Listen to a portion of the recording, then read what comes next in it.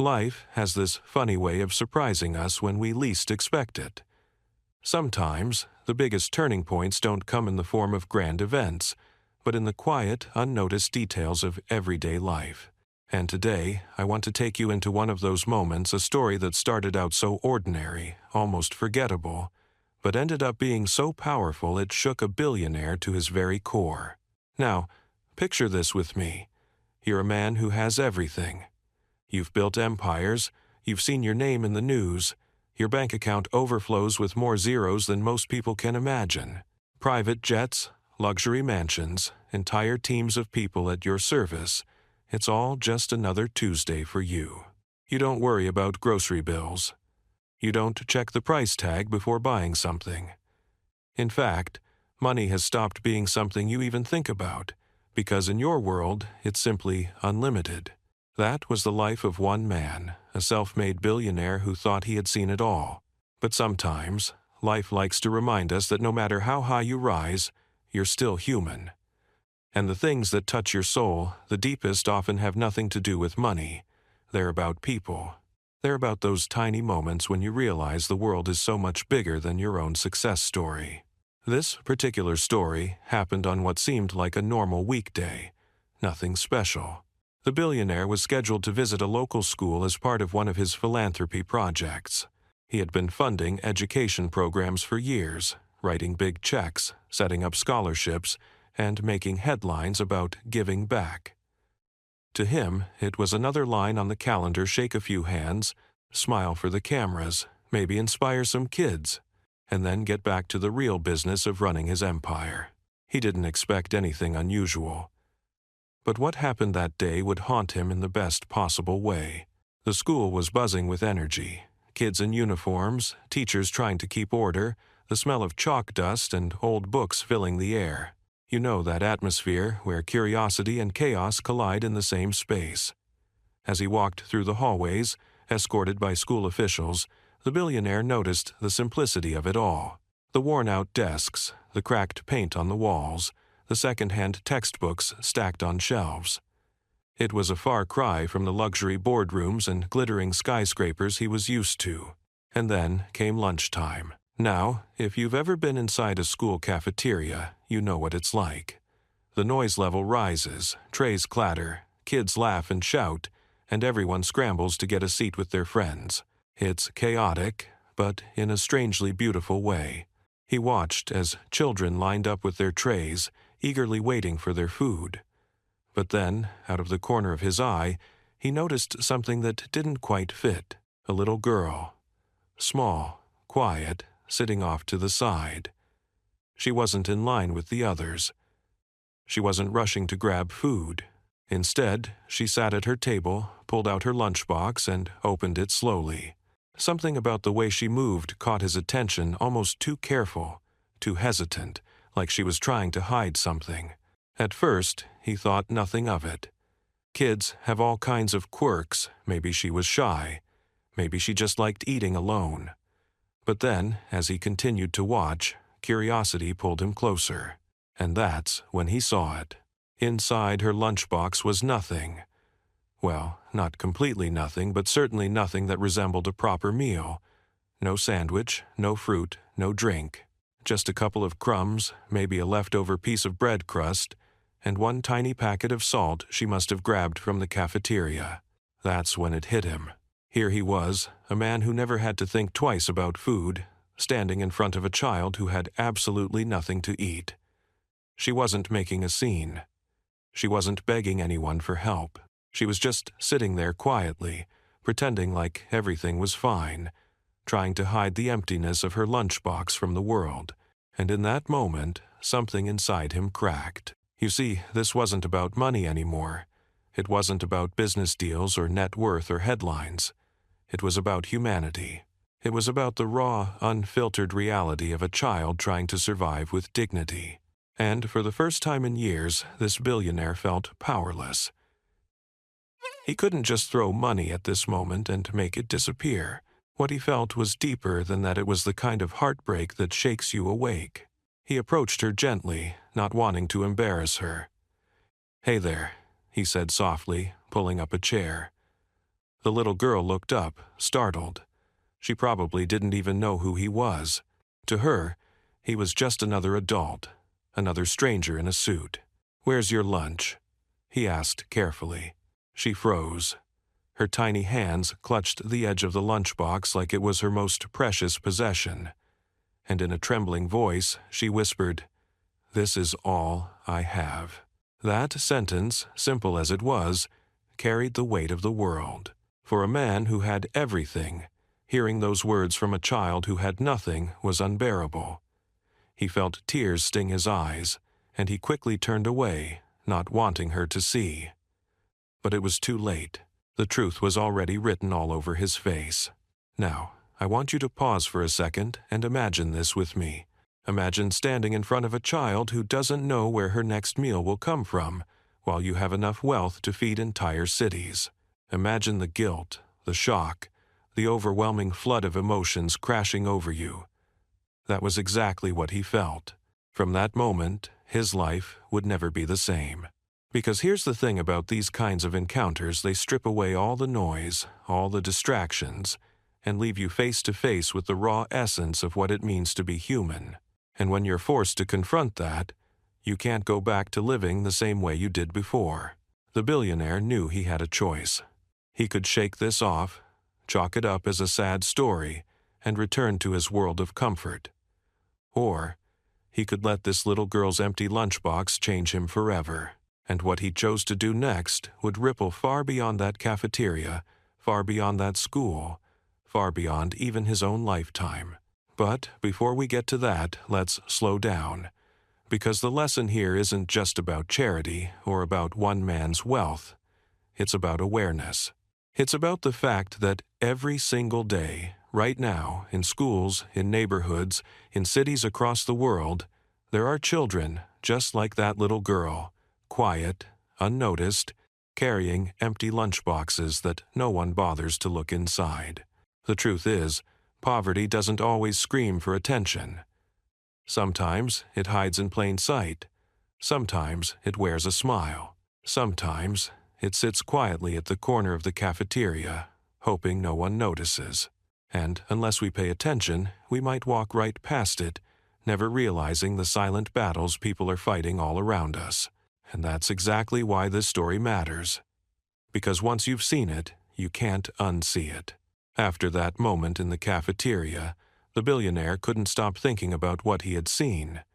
It stayed with him like a shadow, haunting him long after he left the school. He attended the scheduled meetings that day, shook the hands he was supposed to, smiled for the photographs, but his mind wasn't really there. In the background of every conversation, he kept seeing that little lunchbox, empty, fragile, yet powerful enough to pierce through the armor of his wealth. When you've lived your whole life at the top, you get used to controlling the narrative. You decide where to invest, you decide who to hire, you decide which problems to solve and which to ignore.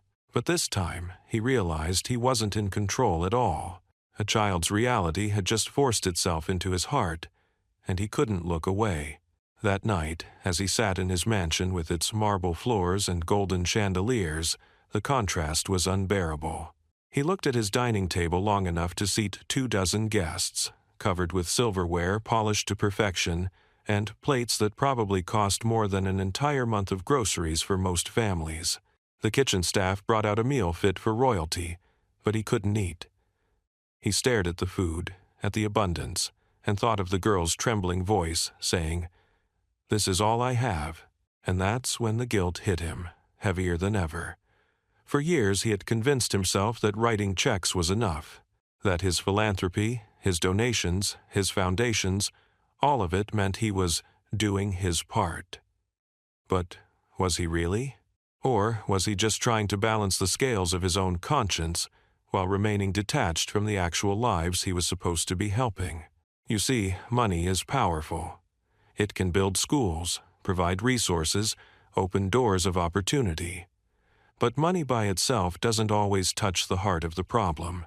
It doesn't look a child in the eye. It doesn't sit next to them in a cafeteria. It doesn't hear the silence of an empty lunchbox. That requires presence. That requires humanity, and he realized he had been missing that all along. The billionaire spent the rest of the night walking through his house aimlessly, his mind racing. For the first time in years, he questioned his own life. He had worked so hard to get here, climbing from nothing to everything. But what did it all mean if children in his own community couldn't even eat lunch? Sleep didn't come easily. Every time he closed his eyes, he saw her again. That little girl, clutching her empty box, trying not to be noticed. He thought about her courage, her quiet dignity.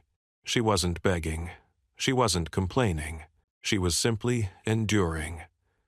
And somehow, that was what broke him the most. The next morning, instead of heading to the office, he made a decision that surprised even himself. He told his driver to take him back to that school. No cameras, no press release, no entourage, just him. He needed to see it again. He needed to understand. When he arrived, the principal was startled. "We weren't expecting you, sir," she said nervously, rushing to welcome him inside. He waved it off. "I just wanted to stop by," he replied. "No big deal." But of course, it was a big deal. Billionaires don't just stop by schools unannounced. He asked if he could sit in the cafeteria during lunch again. The principal hesitated, then agreed. And so he sat quietly in the corner, watching. Kids lined up, trays clattered, laughter filled the room. And once again his eyes searched for her. And there she was, same table, same small figure, same quiet routine. She opened her lunchbox. Empty again. This time, he couldn't hold back. He walked over, sat down next to her, and said gently, "Mind if I join you?" She looked surprised but nodded. "I noticed your lunchbox again," he said softly. Do you ever get a full lunch?" She hesitated, then whispered, "Sometimes, but not always. Mom says we have to save what we have for dinner." That answer hit him like a hammer. It wasn't just a skipped lunch. It was an entire family rationing their food, trying to stretch the little they had. "Does anyone here know?" he asked. She shook her head. "I don't tell. I don't want to be different." Those words, "I don't want to be different," carried a weight beyond her years. Most kids her age should be worrying about homework or playground games, not hiding hunger from the world. But she carried it quietly, almost protectively, as if her silence was the only way to protect her dignity. The billionaire felt his chest tighten. He wanted to fix it right then and there, to hand her a feast, to change her life instantly. But something told him to slow down. This wasn't about swooping in as a hero. This was about listening, understanding, and respecting her story. So he asked, "What's your dream? If you could have anything, what would you want?" She looked at him with wide eyes, like no one had ever asked her that before. After a long pause, she whispered, "I want to be a teacher. I want to help kids like me." And, just like that, his tears came. Because in her emptiness, she still dreamed of giving. She still wanted to lift others, even when she herself was struggling. That kind of spirit, that kind of resilience, was more powerful than anything he had seen in boardrooms or business deals. From that day, he made a promise not just to her, but to himself. He would no longer live in a bubble. He would no longer hide behind checks and public announcements. He would get involved. He would see, he would listen, and he would act. He began by quietly setting up a program at the school to ensure that every child had access to free, nutritious meals. Breakfast, lunch, and snacks, no exceptions. He didn't want kids worrying about whether they would eat that day. He wanted them focused on learning, on dreaming, on being kids. And here's the thing. He didn't slap his name on it. He didn't call it the Billionaire's Lunch Program. He didn't invite reporters to cover it. He wanted it to be about the kids, not about him. But even beyond that school, he couldn't stop. He started researching food insecurity, reading reports, meeting with experts, and talking to families. He discovered that millions of children across the country face the same struggle every day. Silent hunger, hidden behind smiles, hidden in plain sight. The problem was bigger than he ever imagined. And suddenly, all his business strategies, all his problem-solving skills, all his wealth had a new direction. He wasn't just going to write checks anymore. He was going to build systems. Because here's the truth. Solving hunger isn't just about giving someone a meal today. It's about making sure they have a meal tomorrow and the day after and every day after that. It's about creating stability, dignity, and opportunity. And for the first time in a long time, he felt alive again. Not because of profit margins or expanding companies, but because he was finally using his power for something that truly mattered. This wasn't charity anymore. This was purpose. And it all started with one little girl and her empty lunchbox. When word quietly spread around the school that every child would now receive free meals, the impact was immediate. Teachers noticed it first. Kids who used to slump in their seats, distracted and tired, suddenly had energy. They participated in class, they raised their hands, they smiled more. Hunger wasn't gnawing at them anymore. One teacher even said to him, "You have no idea what this means." A full stomach is sometimes the difference between a child learning and a child giving up. That single statement stuck with him because it was so true. Education isn't just about books and pencils. It's about giving kids the foundation: food, safety, health, so they have the capacity to learn. And yet, he realized something else. This wasn't just about children. It was about families. For every kid who ate at school, there was a parent at home who could breathe just a little easier, knowing that at least one meal a day was covered. He started meeting some of those parents, not with the intention of making a spectacle, but because he wanted to listen. He heard stories of mothers working 2 jobs just to put food on the table, fathers skipping meals so their children could eat, grandparents raising their grandchildren on small pensions, stretching every dollar to make it through the week. These weren't lazy people. These were hard-working families caught in a cycle that was brutally hard to escape. And the more he listened, the more he realized hunger isn't about a lack of character. It's about a lack of access. It's about systemic barriers, rising costs, and the harsh reality that sometimes, no matter how hard you work, it just isn't enough. This realization changed him. For years, he had carried a silent judgment, the belief that if he could rise from nothing to billions, then anyone could. He used to think poverty was mostly about effort, but standing face to face with these families, he saw the truth. The playing field was not equal. The struggles they endured were not just about effort, but about circumstance, about systems designed in ways that often left people behind. And for the first time, he truly understood the privilege he had. Yes, he had worked hard. Yes, he had taken risks. But he also had opportunities others never did. A mentor who believed in him, a break that came at the right time. Health, education, and even luck played roles he had never acknowledged before. And once you see that truth, you can't go back to the same mindset. The billionaire started calling his team together. Not his chefs or his assistants, but his executives, the people who usually spent their time plotting business expansions. He told them, "We're going to do something different. We're going to solve a problem that actually matters. We're going to tackle child hunger." His locks of 8. At first, they were confused. This wasn't a business venture. There was no return on investment, no quarterly earnings to project. But he was firm. If we can build billion-dollar companies, we can build systems that make sure kids don't starve. And so, they began. He used his connections to bring in food distribution experts, nutritionists, nonprofit leaders, and even government officials. He hosted roundtable discussions where everyone was treated as an equal, whether you were a CEO or a school lunch worker.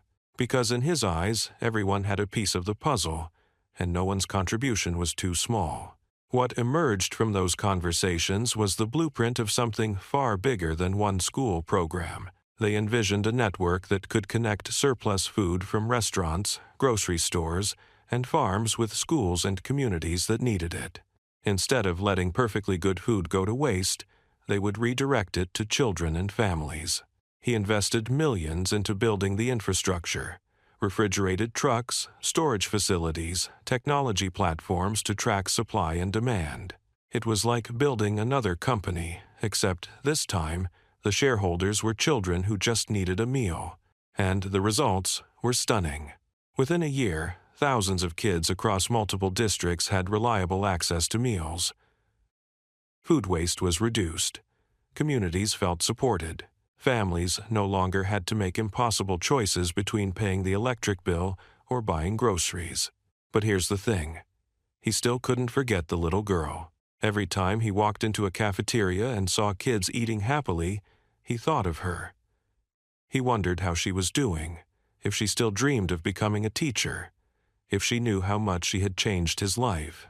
She had no idea that her quiet dignity had sparked a movement. One afternoon, he asked the principal about her. The principal smiled and said, "She's doing better. She's eating regularly now. Her grades are improving. She even talks more in class." That news was enough to make his heart swell. But it also reminded him that this wasn't about numbers or statistics. It was about individual lives. Each child mattered. Each story mattered. And if he could make a difference for even one, then it was worth everything. The media eventually caught wind of what he was doing. Reporters wanted interviews, magazines wanted covers, TV stations wanted him to appear and talk about his philanthropy. But he refused. He told his team, "If I do this for recognition, I've already failed. This isn't about me. This is about them." Yet he strayed attendance apart. Of course, his refusal only made the story more compelling. People were fascinated by a billionaire who didn't want credit. And slowly, others began to follow his lead. Wealthy peers reached out, asking how they could contribute. Business leaders started reconsidering how their companies could fight hunger. Even ordinary citizens felt inspired to donate, volunteer, and advocate. A ripple effect had begun. One man, one child, one empty lunchbox, and suddenly a wave of change was spreading across communities. But with growth came challenges. Scaling a program like this wasn't easy. Logistics were messy. Funding wasn't always steady. Sometimes the trucks broke down. Sometimes supplies fell short. Sometimes bureaucracy got in the way. And there were nights he felt exhausted, wondering if the fight was too big. But every time doubt crept in, he went back to that cafeteria in his memory. He pictured her opening her empty lunchbox. He heard her small voice whisper, "This is all I have." And that was enough to push him forward again. Because once you know the truth, once you've been touched that deeply, quitting is no longer an option. As the program expanded, something unexpected began to happen. It wasn't just about the meals anymore. It was about community. You see, when families stopped worrying about where the next meal would come from, they suddenly had the space to think about other things. Parents could breathe a little easier, kids could focus on their studies, and communities could start rebuilding themselves from the inside out. Hunger, he realized, wasn't just an isolated problem. It was a chain reaction. Remove it, and suddenly doors opened that had been shut for generations. One mother told him, tears streaming down her face. "Because of the meals, I can actually save a little money each week. And now, for the first time in years, I'm thinking about going back to school." Another father shared, "I finally have enough energy after work to sit down and help my son with homework. Before, I was too tired and worried about how we'd eat the next day." These stories humbled him more than any business success ever had. Because in business, wins were measured in profits, in growth charts, in market shares. But here, wins were measured in hope, in dignity, in a mother daring to dream again, in a child smiling with a full belly, in families slowly climbing out of despair.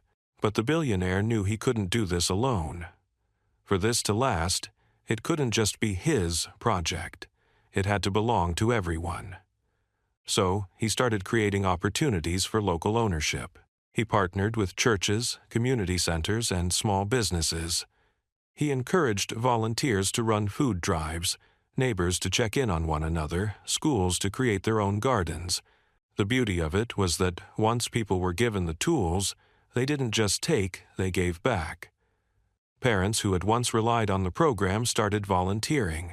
Farmers who donated surplus crops became advocates for larger systemic change. Kids who once hid their hunger became outspoken leaders, raising awareness so no one else would feel ashamed. And slowly, the stigma of hunger began to fade. That was one of the hardest battles. Actually, not the logistics, but the shame. Hunger is invisible not just because it hides in plain sight, but because people hide it themselves. They don't want to admit it. They don't want to be judged. That little girl had said it best. I don't want to be different. Breaking down that shame was as important as providing food. So he worked with schools to create systems that normalized access. Instead of separating kids by who qualified and who didn't, meals became universal. Everyone got the same food, in the same way, without questions. And that small change made a world of difference. Because now, no child felt singled out. No child felt less. And when you give children dignity, you give them confidence. You give them a foundation to grow. Meanwhile, the billionaire found his own perspective changing in ways he never expected. For years, he had measured his worth by the size of his companies, the reach of his influence, the digits in his accounts. But now, he found himself measuring worth in moments. Like the time he walked into a school cafeteria and a group of kids waved at him, not because they knew who he was, but because they recognized him as the man who sometimes sat with them and asked about their day. Or the time he received a handwritten note from a boy that simply said, "Thank you for making sure my sister doesn't go hungry anymore." Hated for longer were Crester and Persend, and had be formers with the swine. Those moments filled him in a way no business deal ever could. But don't get me wrong, it wasn't easy. The deeper he got into this mission, the more resistance he faced. There were critics who said he was overstepping. There were bureaucrats who felt threatened by his involvement. There were even some business partners who accused him of losing focus. One board member confronted him bluntly. "Why are you wasting so much energy on this? You've already donated. Let the charities handle it. Focus on what you do best, making money." But he shook his head. What's the point of making money if it doesn't solve problems that matter? That was the difference now. Before, his empire was his legacy. Now, he wanted his legacy to be humanity. He wasn't interested in being remembered as the billionaire who built skyscrapers. He wanted to be remembered as the man who helped children eat, dream, and thrive. And the more he pursued this path, the more he discovered something profound. Giving wasn't about loss, it was about gain. Because here's the truth, generosity doesn't empty you. It fills you. And he had never felt richer in his life.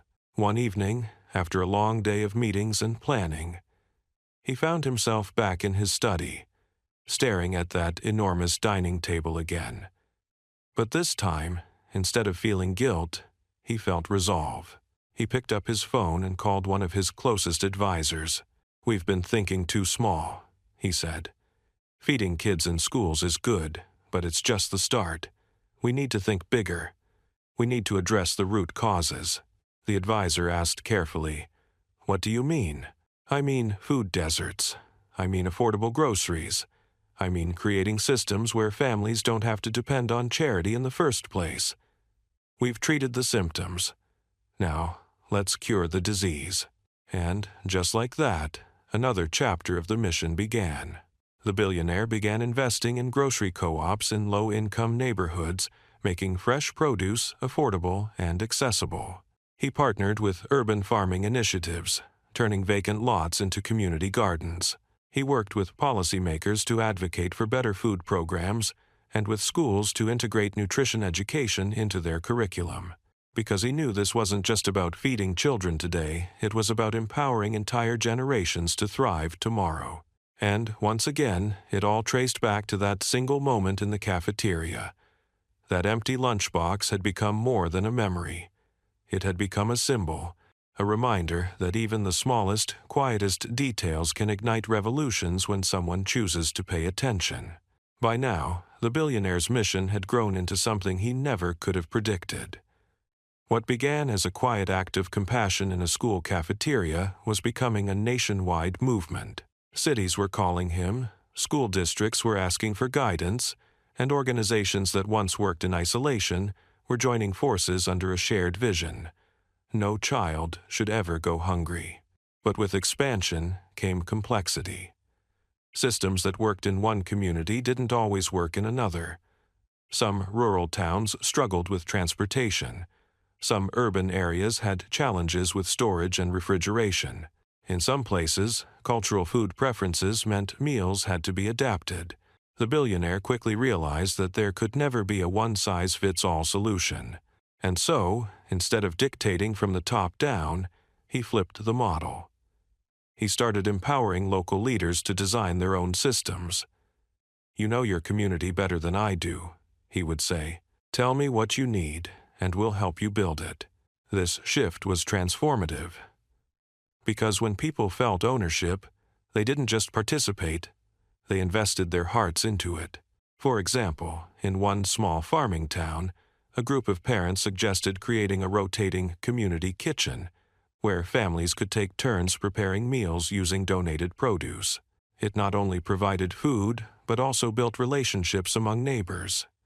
In a big city, a coalition of churches pooled resources to run mobile food trucks that delivered hot meals directly to children after school. These weren't his ideas. They were theirs. And that was the beauty of it. The billionaire had finally learned the lesson he had missed for so long. Leadership isn't about control.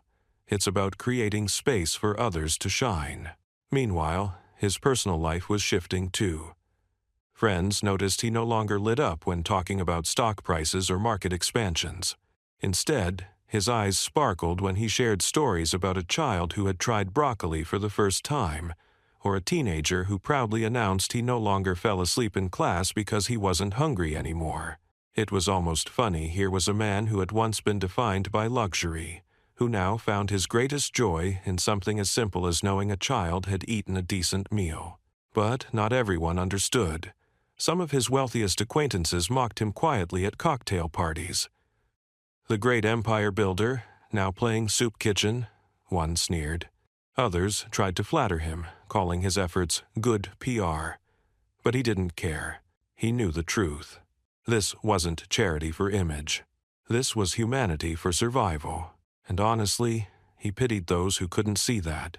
One evening, he was invited to speak at a conference for business leaders. The organizers wanted him to share insights about building wealth, about entrepreneurship, about success. He stepped on stage, looked out at the crowd of sharp suits and eager faces, and began with a story they didn't expect. "I used to think success was about numbers," he told them. "The size of the company, the size of the paycheck, the size of the empire. But one day I met a little girl with an empty lunchbox, and she taught me that success isn't measured in what you have. It's measured in what you give." The audience went silent. Some shifted uncomfortably. Others leaned forward. But every single person was listening. He continued, "If you're building wealth and it's not lifting others, you're building on sand. Because someday you'll realize the only legacy that matters is the lives you've touched." When he finished, there wasn't thunderous applause at first, just silence. Then, slowly, people began to stand. One by one, the room erupted into a standing ovation. That speech went viral. Clips circulated online, headlines ran across major outlets, and suddenly, millions of people who had never heard his name before were inspired by his story. And yet, he stayed humble. Whenever reporters tried to focus on him, he redirected the spotlight. "Don't talk about me," he'd say. "Talk about the kids. Talk about the families. Talk about the hunger that still exists." Because in his heart, he knew he wasn't the hero. The real heroes were the children who endured silently, the parents who sacrificed daily, the communities that rose together. He was just a man who finally chose to see what had been invisible all along. But here's something powerful.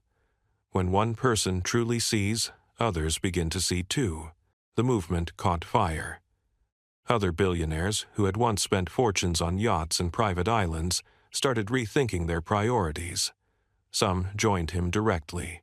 Others launched their own initiatives, inspired by his example. Schools across the country began adopting universal meal programs. Lawmakers started pushing for new policies to combat hunger more effectively. It was as if that single empty lunchbox had cracked open a national conscience. And yet, through it all, he never forgot the little girl. Years later, when she was older, he met her again. She was taller now, more confident, her eyes brighter. She told him proudly, "I'm applying for college. I still want to be a teacher." He smiled, tears threatening to spill again. "You already are a teacher," he told her. "You taught me more than anyone ever has." And he meant it. Because she had taught him the most valuable lesson of all, that wealth means nothing if it doesn't serve humanity.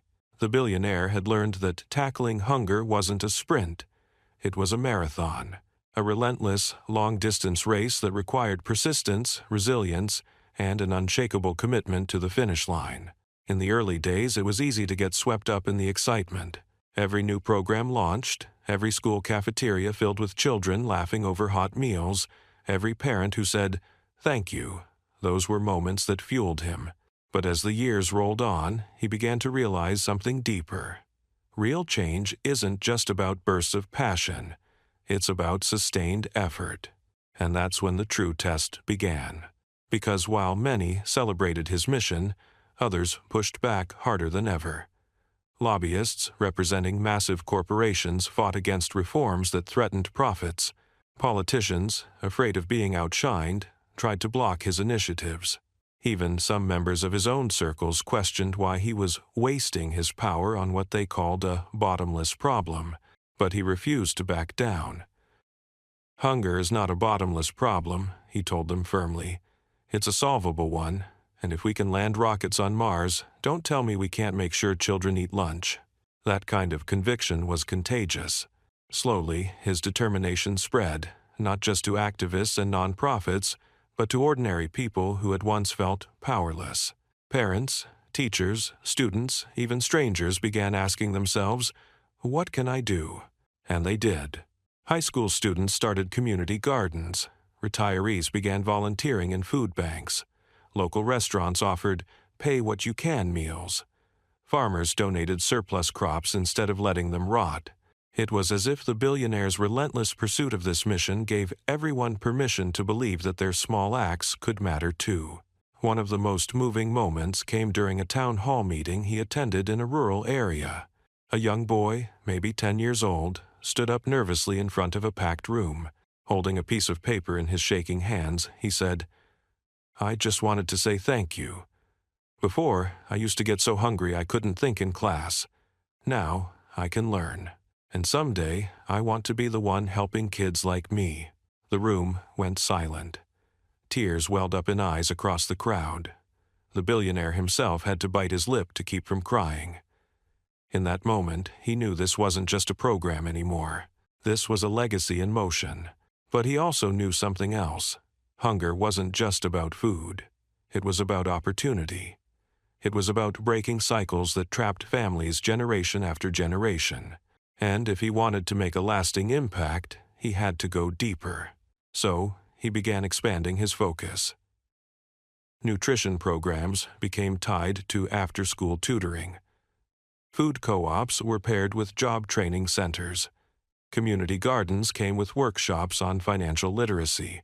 It was no longer just about feeding people, it was about empowering them to rise beyond the struggle. And the results were powerful. Parents who once stood in food lines were now running small businesses. Children who had once hidden their empty lunchboxes were now thriving in classrooms.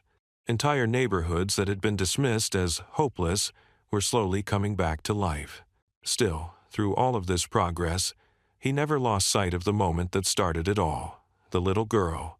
the empty lunchbox, the whisper, "This is all I have." That memory became his compass.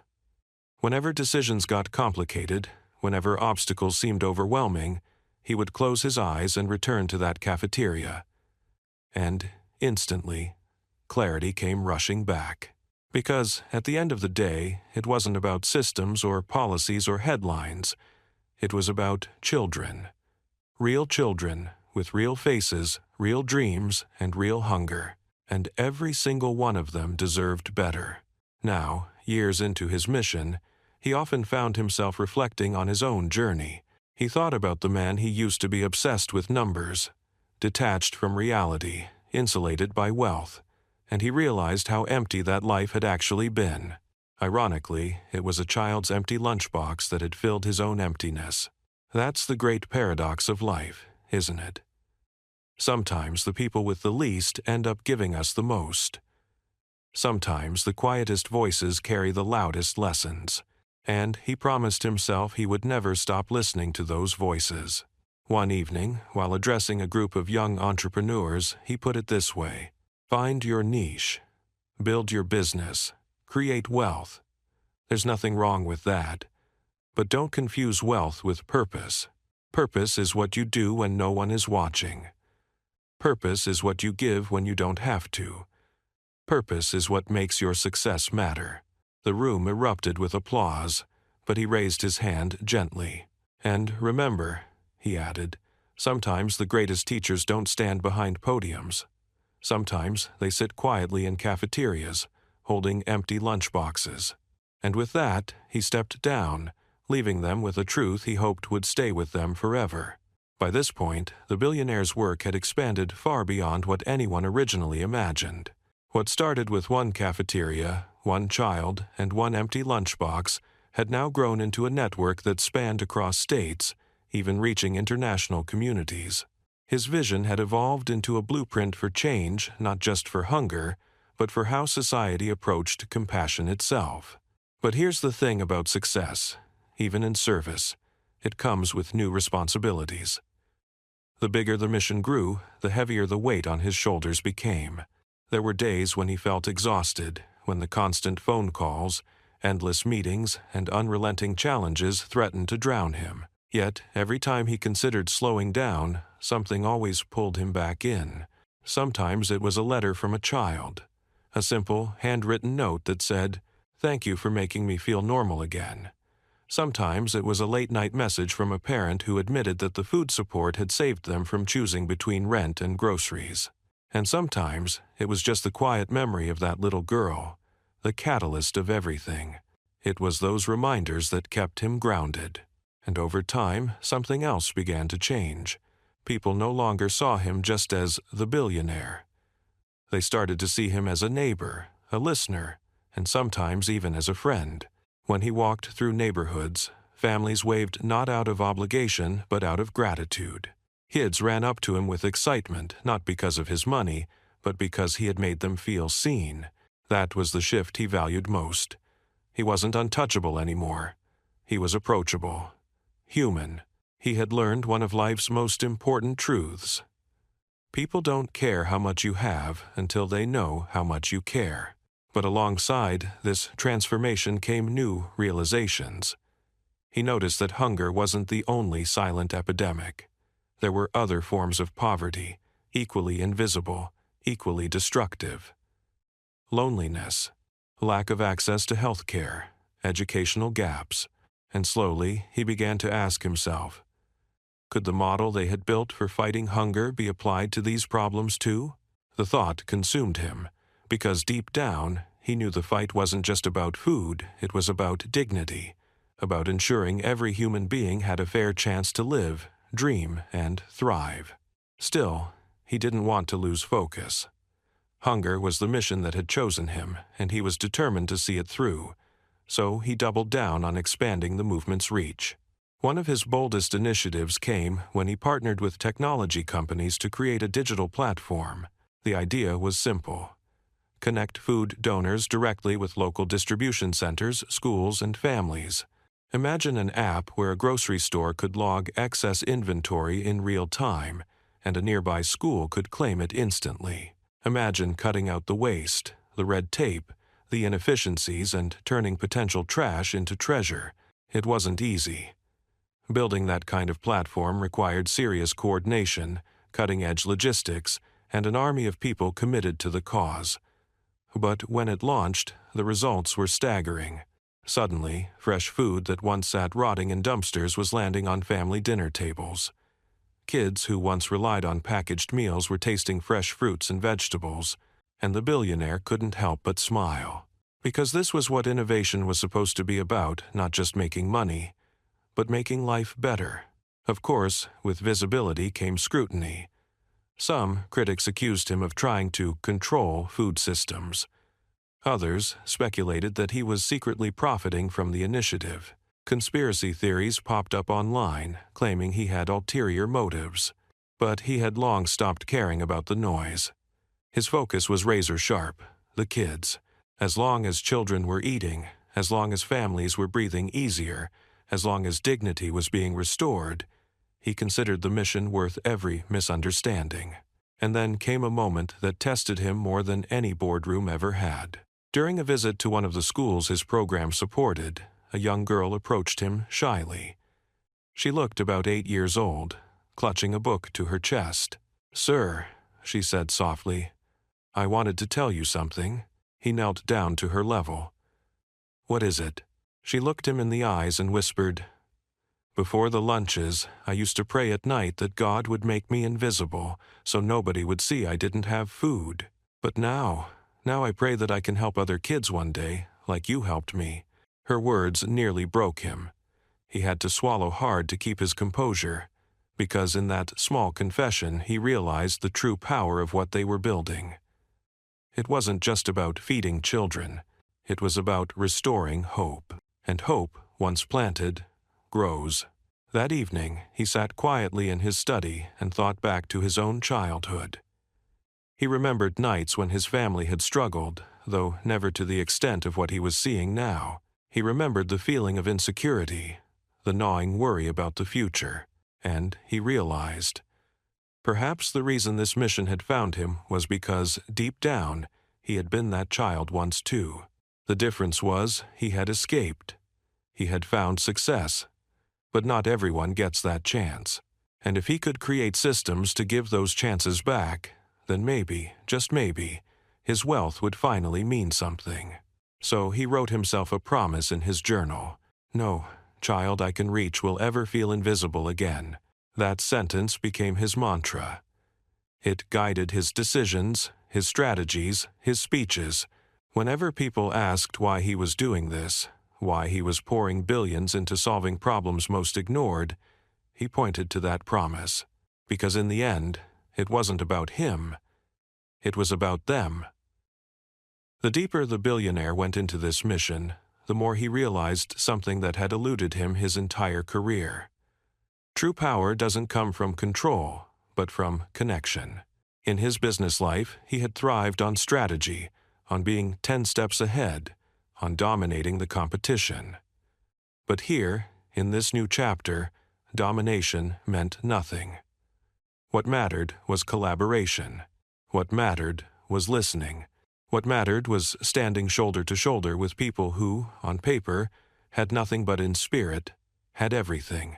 He learned this lesson most vividly during a visit to a small town where his program had recently launched. It wasn't a wealthy community. In fact, most families there lived paycheck to paycheck. And yet, when he arrived, he was greeted not with desperation, but with warmth. Children ran up to hug him. Parents offered him homemade bread. Local farmers handed him baskets of produce from their own fields. One farmer looked him straight in the eye and said, "We may not have billions, but we'll never let our neighbors go hungry. Thank you for reminding us of that." That single line struck him harder than any speech or award ever had. Because, in that moment, he realized his mission wasn't about swooping in as a savior.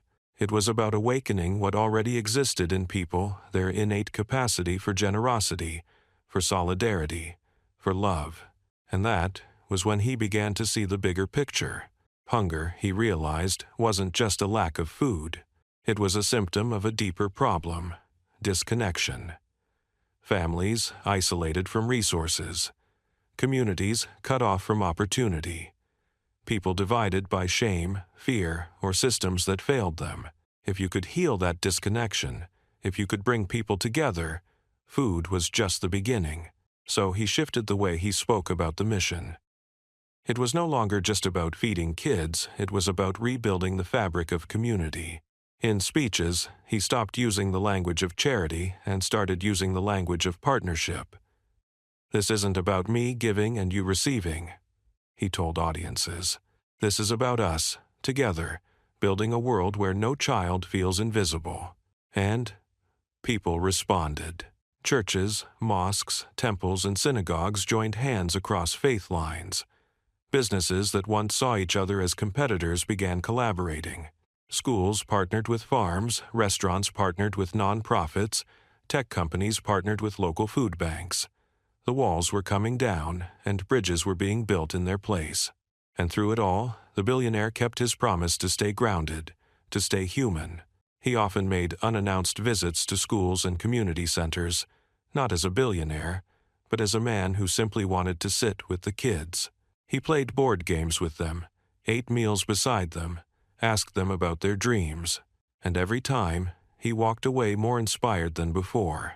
Because here's what he discovered: children who are fed dream bigger. Their eyes light up differently, their confidence grows, and when they dream, entire futures shift. One boy told him, "I want to be an engineer, so I can build houses for families who don't have one."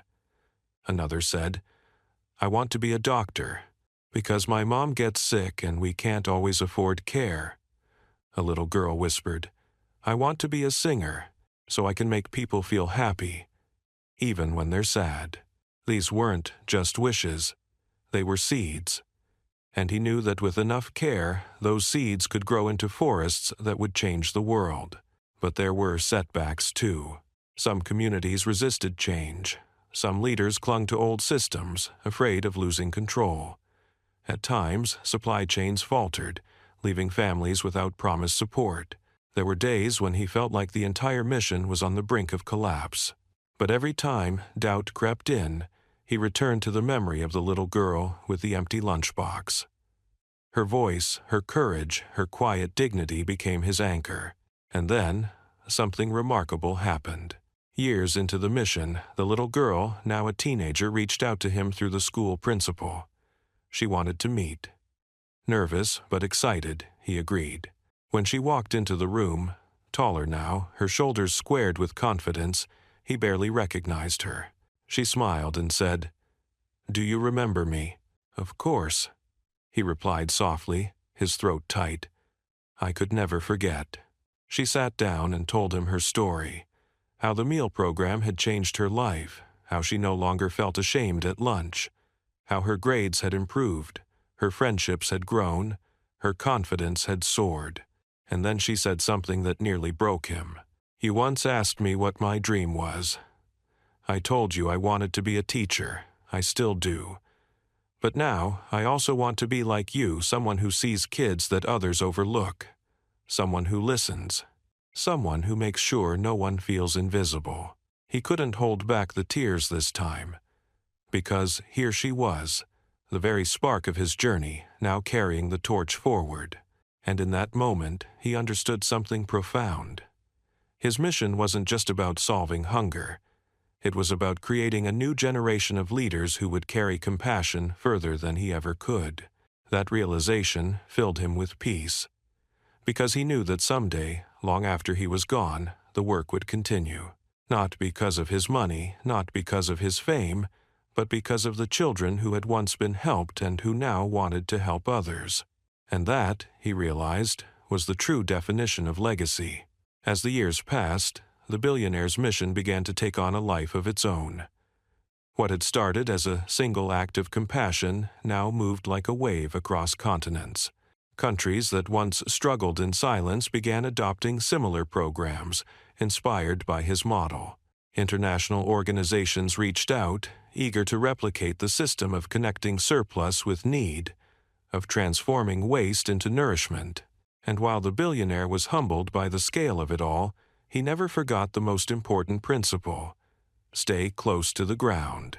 Because it was easy, dangerously easy, to get lost in numbers and reports, to think in terms of millions of meals served, billions of dollars donated. Entire populations reached, but numbers didn't look back at you with wide eyes. Numbers didn't whisper, "This is all I have." Only people did.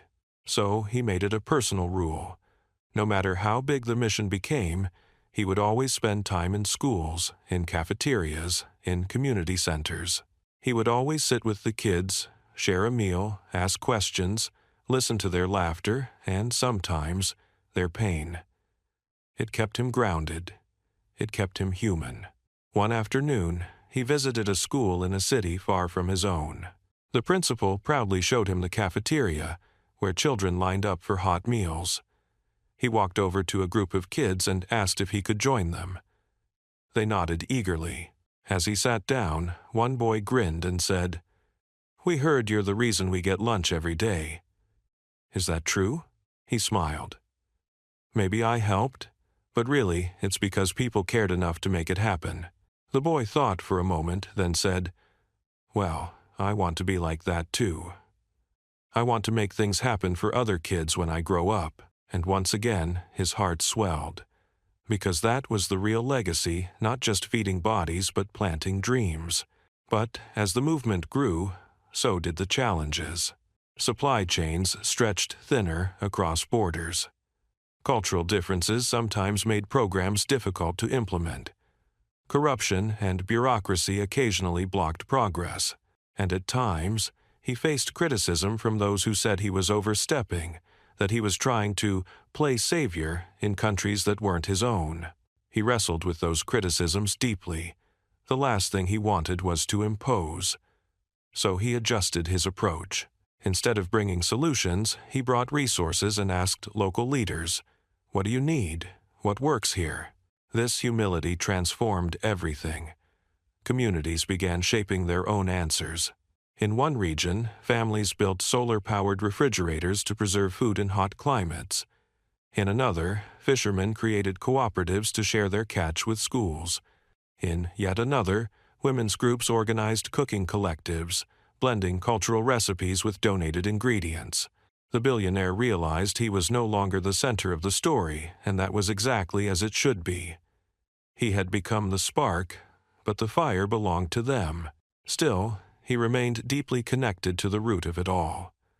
The memory of the little girl had never left him, and now, as she grew into a young woman, he often thought about how proud he was of her.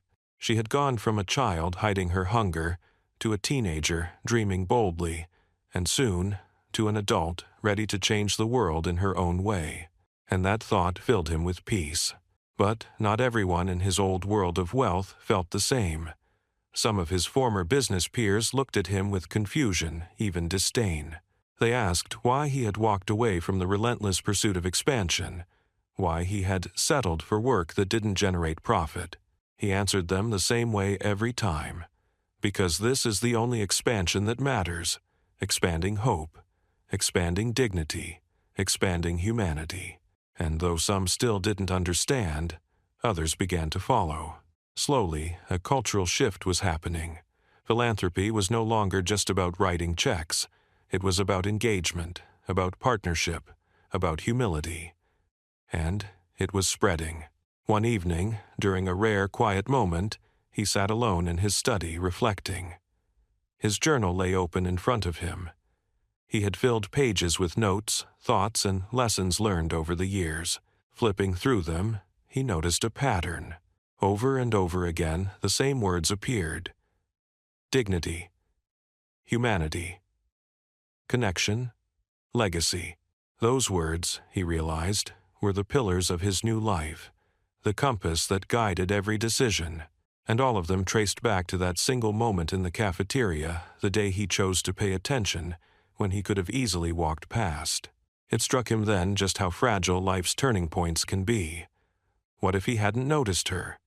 What if he had dismissed it as nothing? What if he had walked away unchanged? The thought made him shiver, because everything that had unfolded since the millions of meals, the inspired children, the communities transformed, all of it hinged on that one choice. And so, he wrote in his journal that night, "Never underestimate the power of a small moment. It may carry the weight of a lifetime." And a divive. Hovinschied, those words became a reminder not just to himself, but to everyone he spoke to. Whenever he addressed students, entrepreneurs, or leaders, he would tell them, "Pay attention. The world doesn't always shout its lessons. Sometimes it whispers, and if you don't listen, you might miss the chance to change everything." And he meant it, because he knew better than anyone that an empty lunchbox could hold more power than a billion-dollar contract. Legacy. It's a word the billionaire had heard countless times in his old life. In business, people obsessed over it, what their name would mean, what buildings they would put up, what empire they would leave behind. But now, after years of walking this very different path, he realized how empty that old definition was. Legacy wasn't about towers of glass and steel. It wasn't about numbers in a bank account. Legacy was about people, about the lives you touched, the hope you planted, the dignity you restored. And his greatest teacher in that lesson had been a little girl with an empty lunchbox. She was grown now, a young woman stepping into her future. He had watched her blossom over the years, from the shy child who whispered, "This is all I have," to the confident student who declared she would one day help other children. When she received her college acceptance letter, she sent him a copy with a handwritten note. "You believed in me before I believed in myself. Thank you." He kept that letter framed on his desk. Not because he needed validation, but because it reminded him of the truth. Real wealth isn't measured in dollars, but in moments like that. One day, he invited her to speak at an event for young leaders. Nervous but determined, she stood on stage and told her story. She spoke about the hunger, the shame, the loneliness, and then about the hope, the meals, the dreams that followed. She looked out at the crowd and said, "I was invisible once, but someone chose to see me, and because of that, I will spend my life seeing others." The room erupted in applause, and the billionaire, sitting quietly in the back, felt his chest tighten with pride. She didn't need him anymore, and that was the point. She was ready to carry the torch on her own. It was then he understood. His mission was never about being the hero. It was about creating more heroes. Heroes in classrooms, in kitchens, in communities. Heroes who would rise from the very struggles they had endured and use them as fuel to lift others. And that gave him peace. Because, deep down, he knew he wouldn't live forever. None of us do.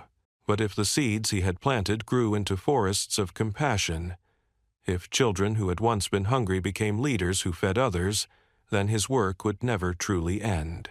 He often thought about the paradox of his journey. He had spent the first half of his life chasing wealth, convinced that money was the ultimate security. And yet, it was only when he began giving it away that he finally felt secure, not in possessions, but in purpose. It reminded him of something he once said to a group of entrepreneurs: "Money can build walls or bridges. Choose wisely, because walls may protect you, but bridges outlive you." And an ox benighted by. Now, as he looked back on his life, he saw bridges everywhere, connections between people, communities, generations. Bridges that had turned waste into nourishment, shame into dignity, hunger into hope. And he smiled, because he knew that no matter what happened next, his story had already been written in the lives of others. On his last public speech, he didn't talk about himself at all. He didn't list accomplishments, programs, or numbers.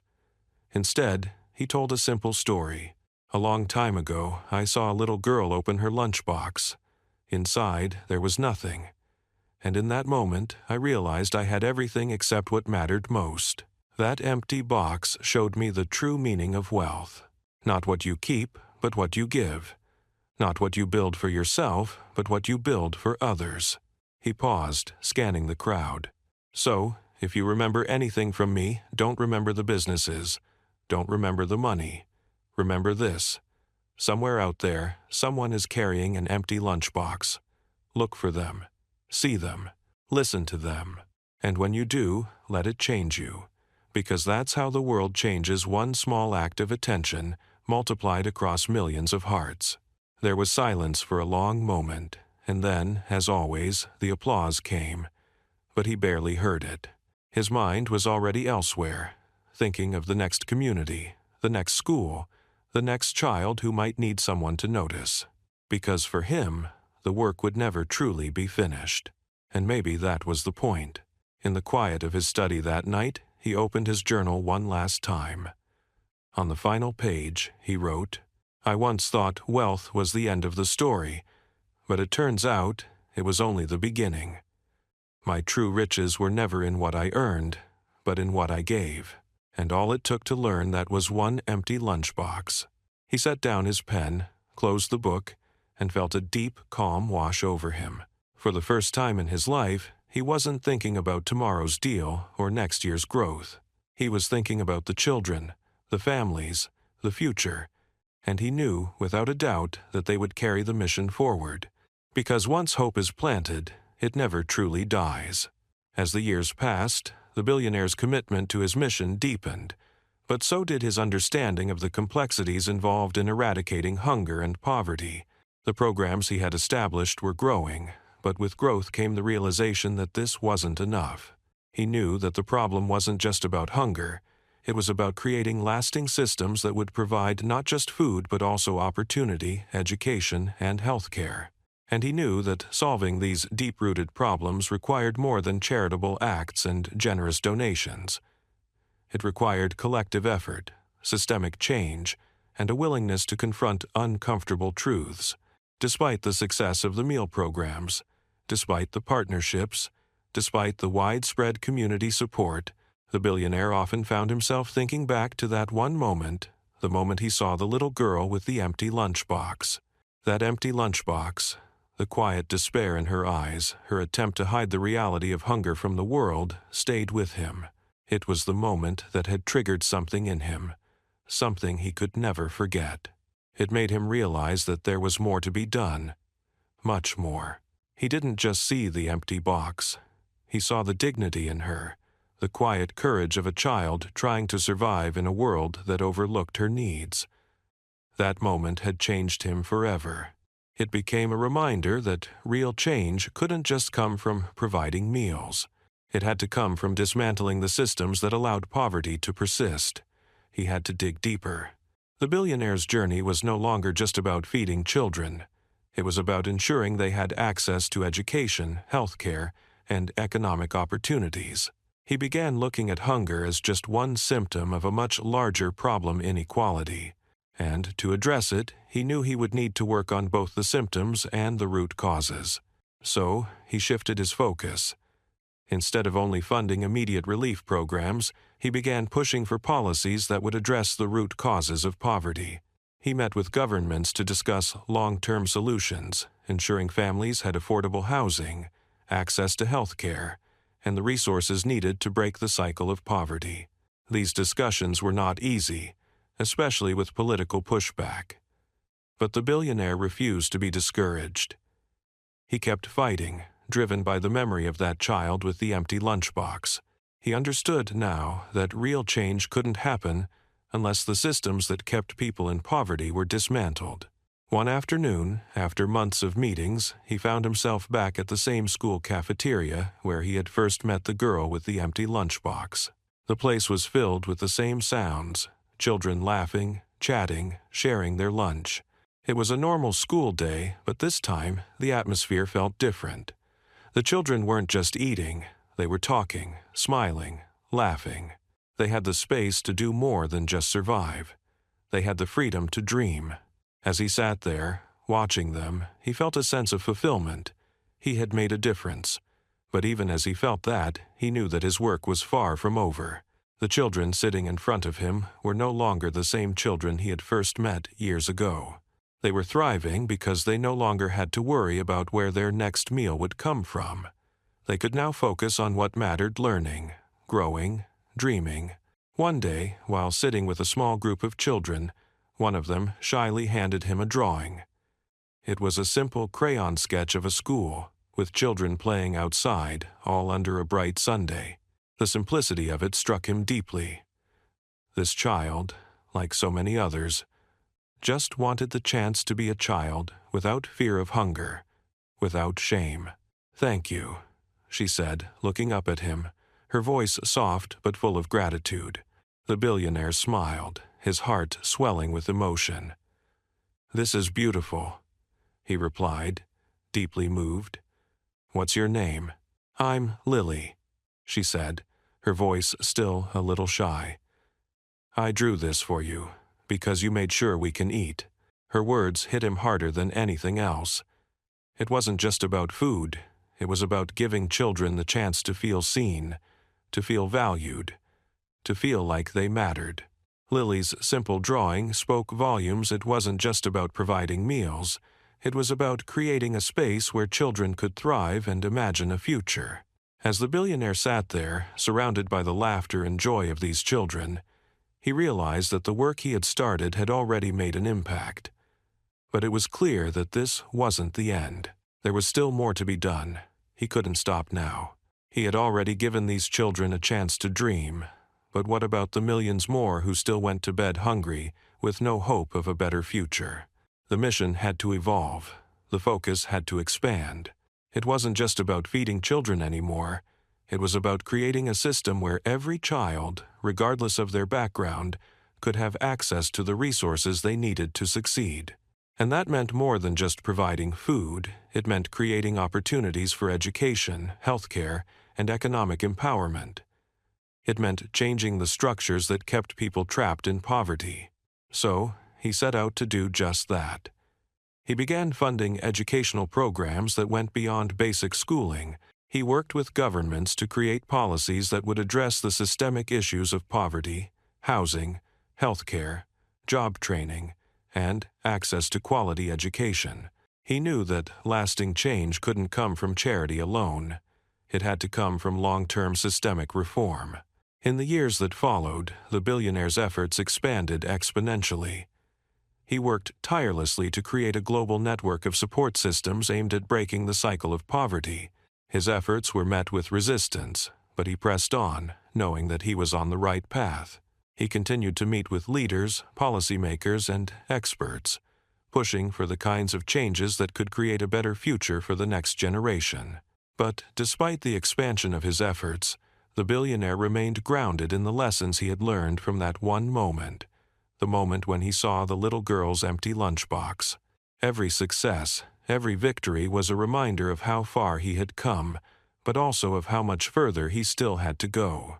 One evening, years later, he found himself reflecting on everything he had accomplished. He thought about the little girl, now grown up, and how her life had changed. He thought about the children who no longer had to worry about where their next meal would come from. And he thought about the communities that had been transformed, not just by food, but by the empowerment and opportunities he had worked so hard to create. He realized that this work, this mission, was not just about feeding people. It was about restoring dignity, hope, and opportunity. And that was something far more important than wealth. True wealth, he now understood, wasn't in what you kept, it was in what you gave. And as he sat in his office, watching the sun set, he knew that his work was far from over. There were still millions of children who needed help, still families who needed support, and still systems that needed to change. But he also knew that the impact he had made, and the work that would continue, was something that would last long after he was gone. His legacy, he understood now, would be in the lives he had touched and the hope he had restored to those who needed it most. And that, he realized, was the truest form of wealth. As the years passed, the billionaire's commitment to his mission deepened, but so did his understanding of the complexities involved in eradicating hunger and poverty. The programs he had established were growing, but with growth came the realization that this wasn't enough. He knew that the problem wasn't just about hunger. It was about creating lasting systems that would provide not just food, but also opportunity, education, and healthcare. And he knew that solving these deep-rooted problems required more than charitable acts and generous donations. It required collective effort, systemic change, and a willingness to confront uncomfortable truths. Despite the success of the meal programs, despite the partnerships, despite the widespread community support, the billionaire often found himself thinking back to that one moment, the moment he saw the little girl with the empty lunchbox. That empty lunchbox, the quiet despair in her eyes, her attempt to hide the reality of hunger from the world, stayed with him. It was the moment that had triggered something in him, something he could never forget. It made him realize that there was more to be done. Much more. He didn't just see the empty box. He saw the dignity in her, the quiet courage of a child trying to survive in a world that overlooked her needs. That moment had changed him forever. It became a reminder that real change couldn't just come from providing meals. It had to come from dismantling the systems that allowed poverty to persist. He had to dig deeper. The billionaire's journey was no longer just about feeding children. It was about ensuring they had access to education, healthcare, and economic opportunities. He began looking at hunger as just one symptom of a much larger problem: inequality. And to address it, he knew he would need to work on both the symptoms and the root causes. So he shifted his focus. Instead of only funding immediate relief programs, he began pushing for policies that would address the root causes of poverty. He met with governments to discuss long-term solutions, ensuring families had affordable housing, access to health care, and the resources needed to break the cycle of poverty. These discussions were not easy, especially with political pushback, but the billionaire refused to be discouraged. He kept fighting, driven by the memory of that child with the empty lunchbox. He understood now that real change couldn't happen unless the systems that kept people in poverty were dismantled. One afternoon, after months of meetings, he found himself back at the same school cafeteria where he had first met the girl with the empty lunchbox. The place was filled with the same sounds: children laughing, chatting, sharing their lunch. It was a normal school day, but this time the atmosphere felt different. The children weren't just eating, they were talking, smiling, laughing. They had the space to do more than just survive. They had the freedom to dream. As he sat there, watching them, he felt a sense of fulfillment. He had made a difference. But even as he felt that, he knew that his work was far from over. The children sitting in front of him were no longer the same children he had first met years ago. They were thriving because they no longer had to worry about where their next meal would come from. They could now focus on what mattered: learning, growing, dreaming.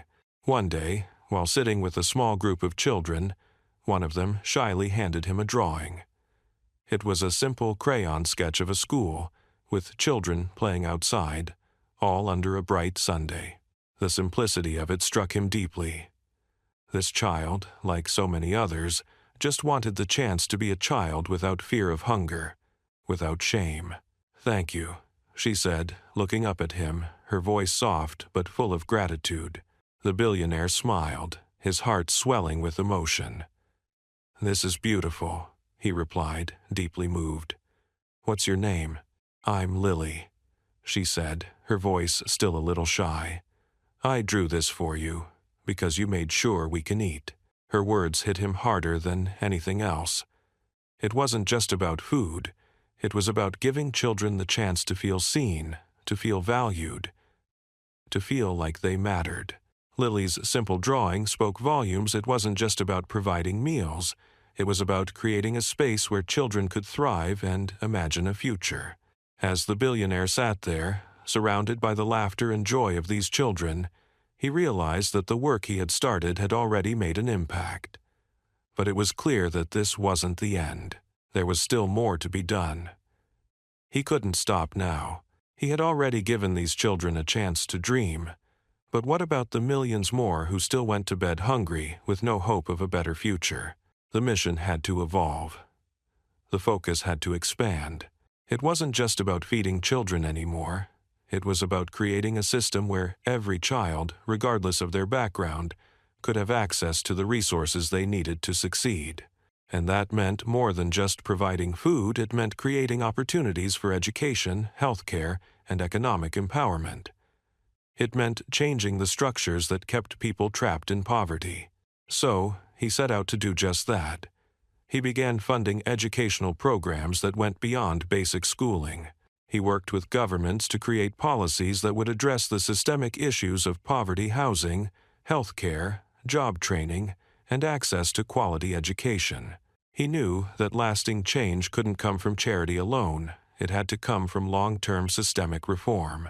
In the years that followed, the billionaire's efforts expanded exponentially. He worked tirelessly to create a global network of support systems aimed at breaking the cycle of poverty. His efforts were met with resistance, but he pressed on, knowing that he was on the right path. He continued to meet with leaders, policymakers, and experts, pushing for the kinds of changes that could create a better future for the next generation. But despite the expansion of his efforts, the billionaire remained grounded in the lessons he had learned from that one moment, the moment when he saw the little girl's empty lunchbox. Every success, every victory was a reminder of how far he had come, but also of how much further he still had to go. One evening, years later, he found himself reflecting on everything he had accomplished. He thought about the little girl, now grown up, and how her life had changed. He thought about the children who no longer had to worry about where their next meal would come from. And he thought about the communities that had been transformed, not just by food, but by the empowerment and opportunities he had worked so hard to create. He realized that this work, this mission, was not just about feeding people, it was about restoring dignity, hope, and opportunity. And that was something far more important than wealth. True wealth, he now understood, wasn't in what you kept, it was in what you gave. And as he sat in his office, watching the sun set, he knew that his work was far from over. There were still millions of children who needed help, still families who needed support, and still systems that needed to change. But he also knew that the impact he had made, and the work that would continue, was something that would last long after he was gone. His legacy, he understood now, would be in the lives he had touched and the hope he had restored to those who needed it most. And that, he realized, was the truest form of wealth. As the billionaire sat there, contemplating all he had achieved, he couldn't shake the feeling that his mission was still evolving. The victories were real, but the challenges never seemed to disappear. He had created systems, invested in education, and provided resources for the most vulnerable. But the world was vast and complex. There were still so many children, families, and communities out there who hadn't yet felt the ripple of change. Despite the expansion of his work, he knew that to truly make a lasting impact, he needed to get to the heart of the issue. The systems that perpetuated inequality and poverty were deeply entrenched in society, and it was going to take more than just good intentions to dismantle them. The work had to be systemic, not just in providing immediate solutions, but in changing the structures that made those solutions necessary in the first place. And so, the billionaire pivoted again. This time, he began to focus on empowering entire communities to take charge of their own futures. He started a series of leadership and skills programs aimed not only at the children, but at their families, giving them the tools to break free from the cycles of poverty on their own terms. It wasn't enough to just feed them. It was about giving them the ability to create lasting change for themselves and for future generations. One of the first initiatives was the Community Leadership Academy, where he partnered with local leaders to teach families financial literacy, entrepreneurship, and community organizing. He began to see something incredible happen. People were not just waiting for help, they were stepping up, creating their own solutions, and empowering others to do the same.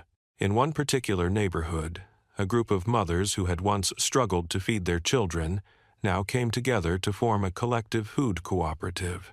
They pooled their resources, worked with local farmers, and created a network that allowed them to provide affordable, nutritious meals to families in need.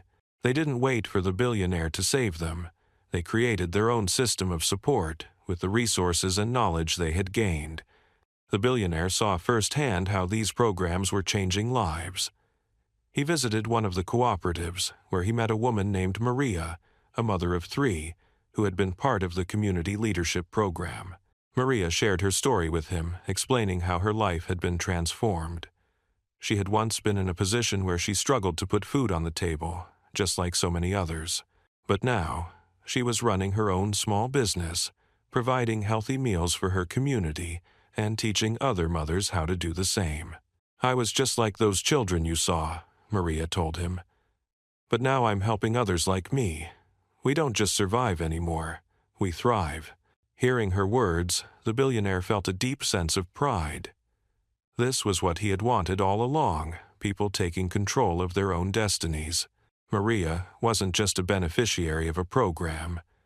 She was now a leader, an example of what could happen when the right resources and opportunities were made available. But even as he witnessed these success stories, he knew that the battle was not won. The world was changing, but it was also filled with new challenges. Climate change, economic instability, and global health crises were emerging as major obstacles to the progress that had been made. In the face of these challenges, the billionaire understood that his mission had to be more than just about feeding people. It had to be about preparing them for the unpredictable future that lay ahead. He began investing in sustainable solutions, solar-powered community centers, water purification systems, and greenhouses that could thrive in urban environments. His vision expanded beyond just providing meals to creating self-sustaining communities that could weather the storms of the future. He traveled to remote areas, learning about local agriculture and natural resources. He worked with environmentalists and scientists to implement systems that would help communities become more resilient to climate change. It wasn't just about giving them fish, it was about teaching them how to fish in a world that was rapidly changing. One such initiative was the development of community farms using vertical farming technology. These farms were able to produce large quantities of food in small spaces, making them perfect for urban areas. The billionaire partnered with local organizations to teach residents how to build and maintain these farms, which could provide fresh produce to families without relying on traditional supply chains.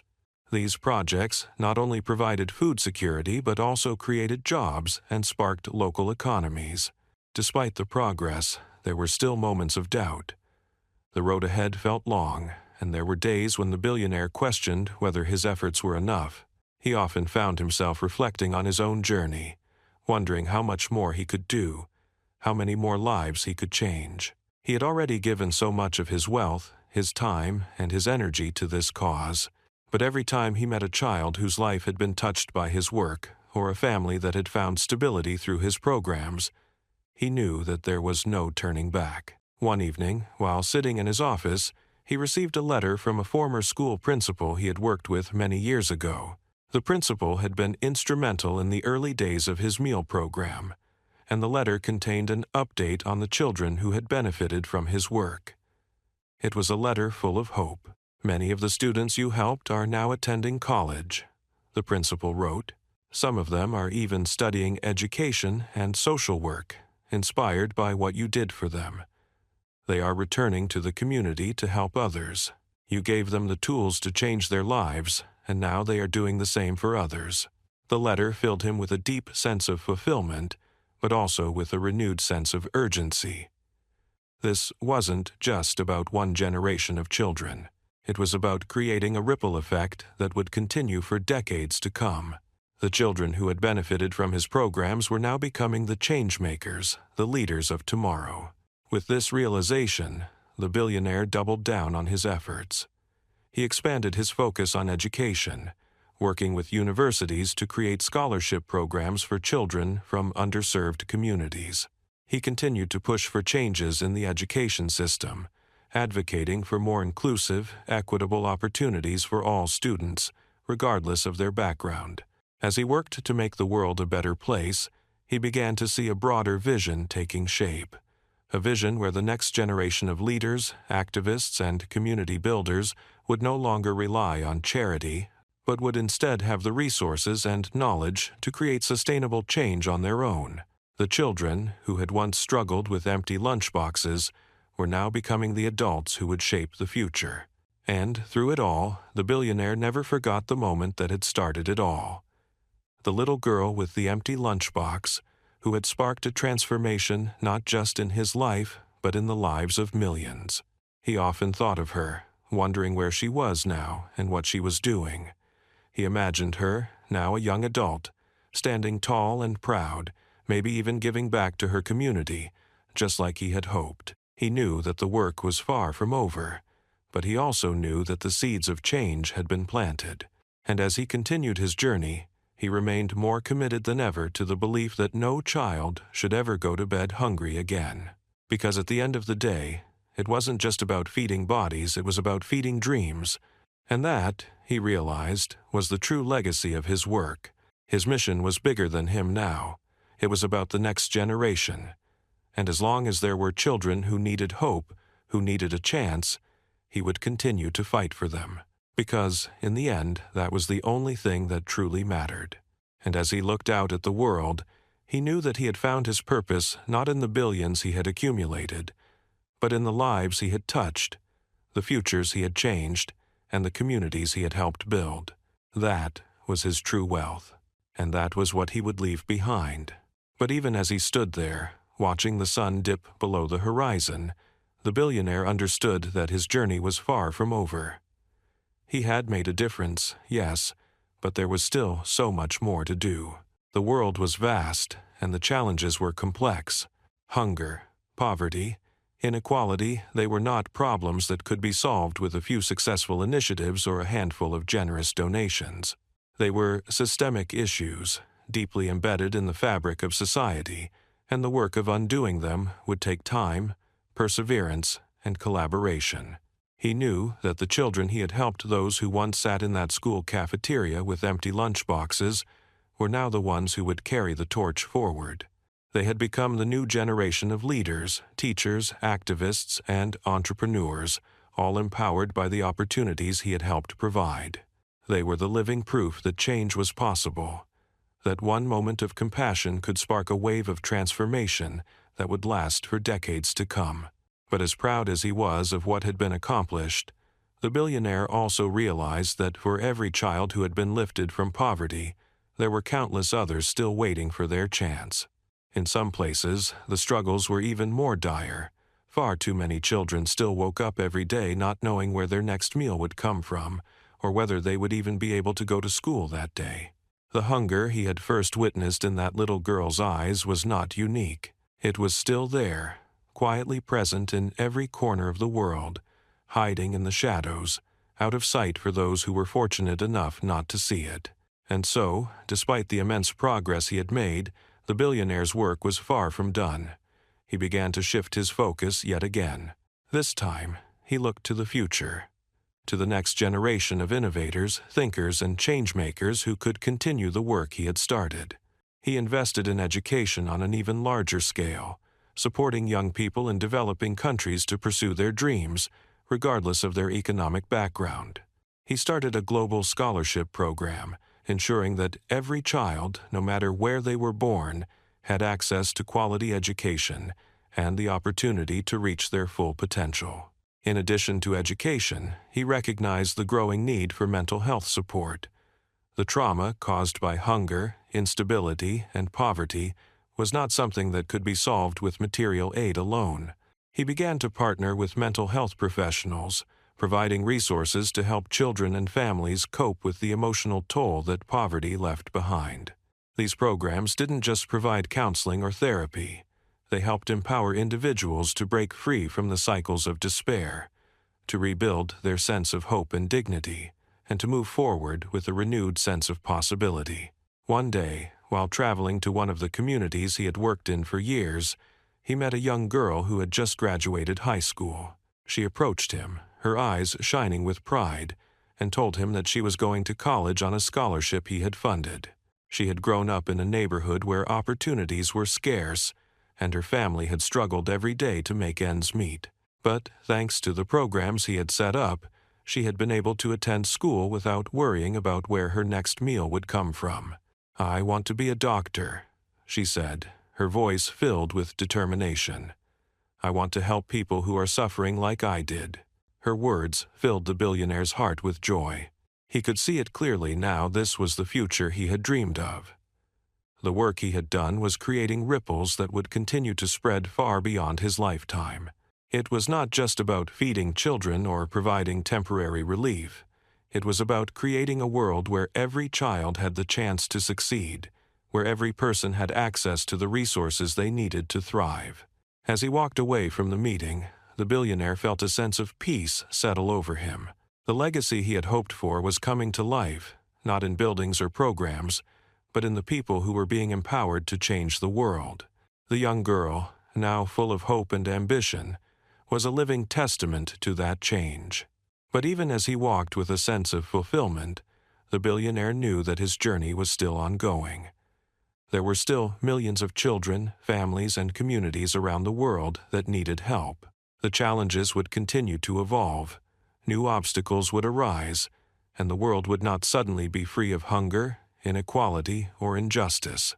But the difference now was that he had ignited a spark that was beginning to grow into a global movement, a movement of people who believed in the power of compassion, who believed that no one should ever go to bed hungry, and who were willing to fight for a better future. As the billionaire looked out at the world once more, he smiled, knowing that the seeds he had planted would continue to grow long after he was gone. And with that, he made a quiet vow to himself. He would not stop until every child had the opportunity to dream, to grow, and to build a future of their own making. Because, in the end, that was the true meaning of wealth, not in what you accumulate, but in what you give, and in the change you create for others. The work, he realized, would never truly be finished. But that was the beauty of it. The journey would continue, generation after generation, with every child, every family, and every community that carried the torch forward. And in that, he found his peace. Years passed, and the billionaire's influence grew, but so did the recognition that the road ahead was still long. He had sparked a movement, yes, but movements take time to truly shift the world. He found himself traveling more, visiting new communities, and working with local leaders who were carrying the torch in ways that surprised him. Every new visit to a community was both humbling and inspiring. In some regions, his initiatives were already taking root. Schools that once struggled to provide the basics were thriving, community gardens were flourishing, and children who once went to bed hungry were now preparing for their futures with a sense of hope that had once been absent from their lives. But in other regions, the battle raged on. The systems in place were far more entrenched, and change didn't come easily. The billionaire began to learn that while systems could be built, systems could also be broken down slowly, piece by piece. It wasn't just about feeding people. It was about addressing the deeply ingrained structures of inequality educational systems that left children behind. Healthcare systems that failed to reach the poorest, economic systems that kept people trapped in cycles of poverty. As much as he had achieved, the realization that true change was about shifting these systems made him double down on his efforts.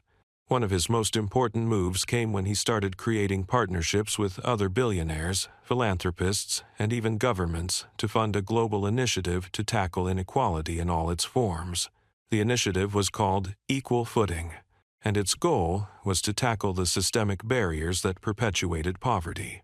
It wasn't enough to just give. It was about working with others to help create long-term structural changes that would lift people out of poverty permanently. Equal Footing was built around three main pillars: education, healthcare, and sustainable livelihoods. The billionaire worked with educational institutions to create scholarships, build new schools, and fund vocational training programs in underserved areas. He worked with healthcare providers to create mobile health clinics that would go into the most remote areas, ensuring that people had access to the care they needed. And he worked with local businesses to create opportunities for entrepreneurship, focusing on providing access to credit and business development resources for people in impoverished areas. While the initiative wasn't without its challenges, there were always political obstacles, logistical difficulties, and people who simply didn't believe in the need for systemic change. There were moments that reaffirmed the billionaire's commitment. One such moment came when he visited a small village where Equal Footing had implemented a local farm-to-table business model. The village, once struggling with food insecurity, now had its own network of organic farms, and the children who once went hungry were thriving. It was in that village that he met Anna, a woman who had been one of the first to take part in the program. She had been a single mother, working 2 jobs just to make ends meet before the project started. She was now running a successful farm that supplied fresh produce to the entire village, and through the community's collective efforts, they were able to sell their goods to nearby markets, turning a profit. Anna shared her story with the billionaire, her eyes shining with pride. "I was just like the children we're helping now," she said. "I thought there was no way out. But with this program, I found a way. Not only have I been able to feed my family, but now I can teach other women in the village how to do the same. And when I see the children in the village, their smiles, their confidence, it gives me hope. This isn't just about food, it's about dignity. It's about knowing we can change our own future." Her words hit the billionaire harder than anything else. He knew he had contributed to this change, but seeing it firsthand, hearing it from someone who had experienced the transformation, was something that words couldn't capture. It was proof that his work was not just about providing help, it was about empowering people to take control of their own lives, to break free from the systems that had kept them down. And yet, despite all the progress, there was still work to be done. He knew that the only way to truly change the world was for it to be a collective effort. He couldn't do it alone. He started to reach out more, meeting with local activists, young leaders, and community organizers. They had been doing the work on the ground for years. They had a deep understanding of the problems and the solutions. What they needed, he realized, was not just funding, but a seat at the table, a voice in the conversation. By working closely with these community leaders, the billionaire was able to expand the scope of his efforts even further.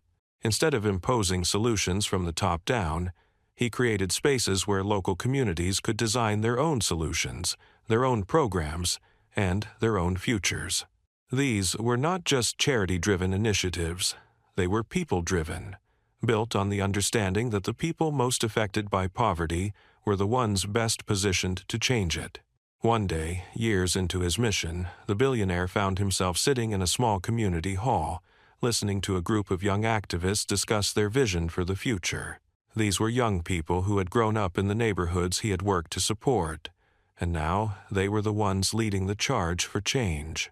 As they spoke about their hopes for a more equitable world, the billionaire felt a sense of awe. The world was shifting.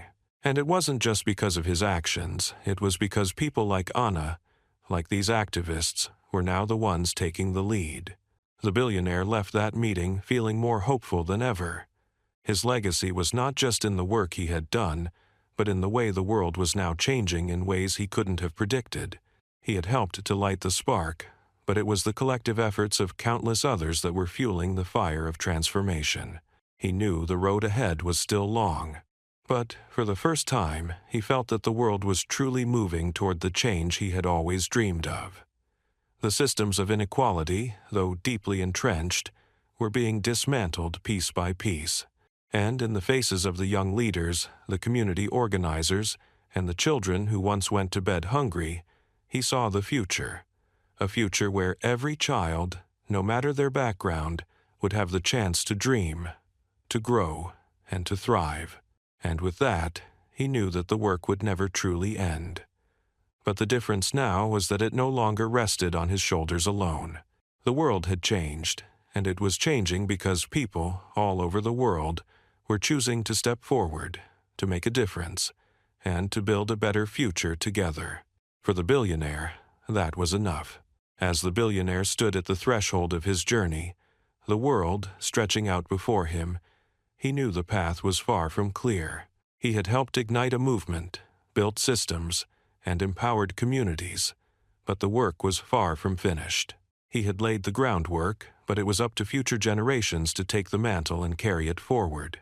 There would always be more children to feed, more families to uplift, and more barriers to break. The challenges would change, evolve, and grow, but so would the people he had worked to empower. The question now was not whether the world would change, but how fast, how deeply, and who would carry the flame. As he looked out at the horizon, the billionaire felt a strange sense of peace mixed with anticipation. He had done all he could, he had given everything, not just his wealth, but his heart and soul to this cause. But he knew that the true measure of his impact would not be in the systems he had created, but in the lives of those who would continue to build upon it, who would take his lessons and mold them into something new. There would always be those who doubted, those who believed that change was impossible, that the systems of inequality were too strong to ever be broken. But for the first time in his life, the billionaire believed that the impossible was not only possible, it was inevitable. Change was no longer just a dream, it was happening, quietly but surely, all around him. The future was uncertain. It always would be. But he had seen enough to know that the seeds of change had already been planted.